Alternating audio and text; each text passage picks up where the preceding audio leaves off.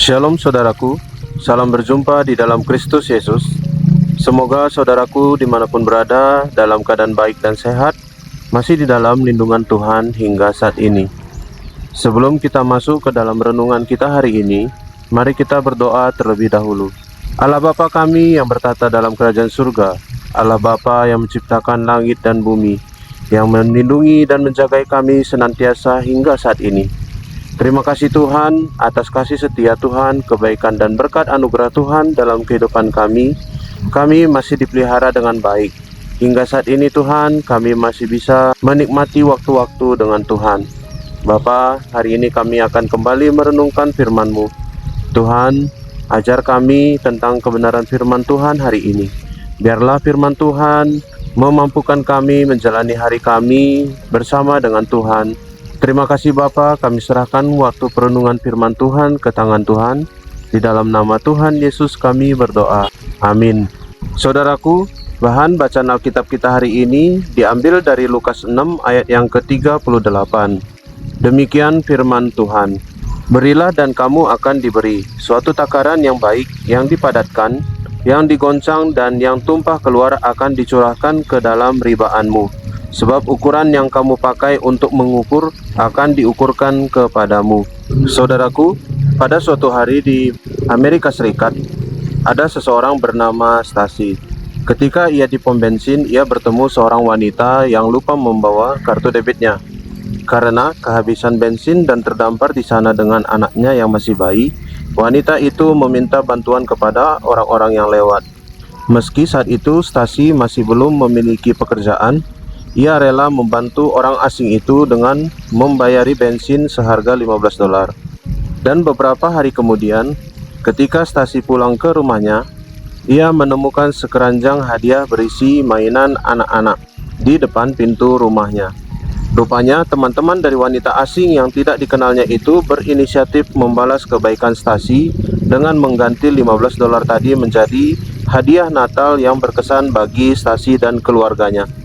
Saudaraku, dalam kita melakukan kebaikan sekecil apapun, bagi sesama kita janganlah pernah melandaskannya atas dasar balasan.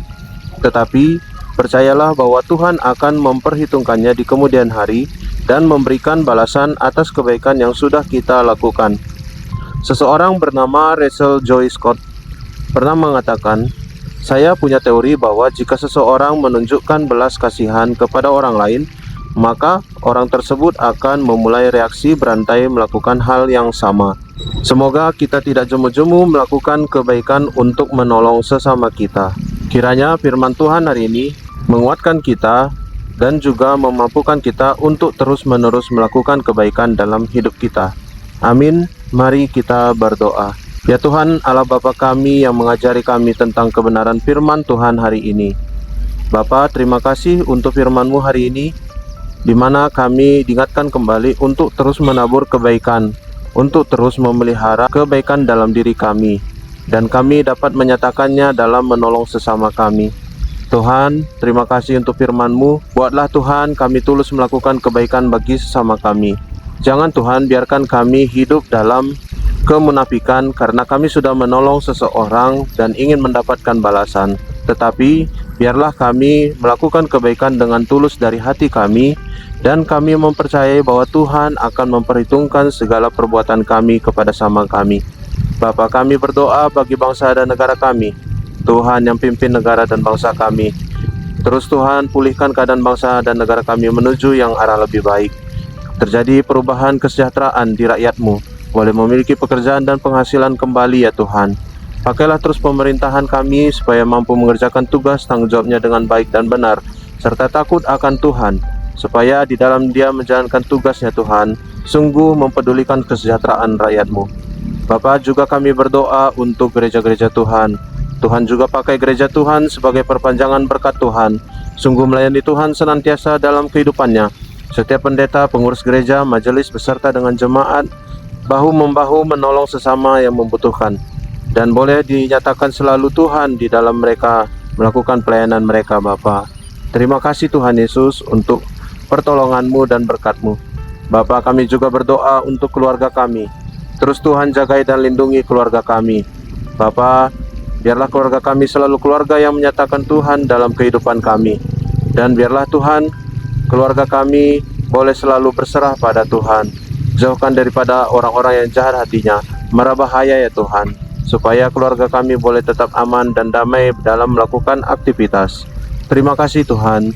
Terlebih juga berkati setiap usaha dan pekerjaan kami. Tambahkan terus rezeki dan berkat dalam pekerjaan usaha kami. Biarlah Tuhan dengan rezeki yang kami terima dari Tuhan tercukupi segala kebutuhan kami, dan juga kami menolong banyak orang yang membutuhkan sesama kami. Terima kasih Bapa. Terima kasih Tuhan. Ini doa dan permohonan kami. Hanya di dalam nama Tuhan Yesus kami berdoa dan memohon. Bapa kami yang di surga, dikuduskanlah namamu. Datanglah kerajaan-Mu. Jadilah kehendak-Mu di bumi seperti di surga. Berikanlah kami pada hari ini makanan kami yang secukupnya. Dan ampunilah kami akan kesalahan kami, seperti kami juga mengampuni orang yang bersalah kepada kami. Dan janganlah membawa kami ke dalam pencobaan, tetapi lepaskanlah kami daripada yang jahat. Karena Engkaulah yang empunya kerajaan, dan kuasa, dan kemuliaan sampai selama-lamanya. Amin. Terima kasih saudaraku sudah mendengarkan renungan hari ini.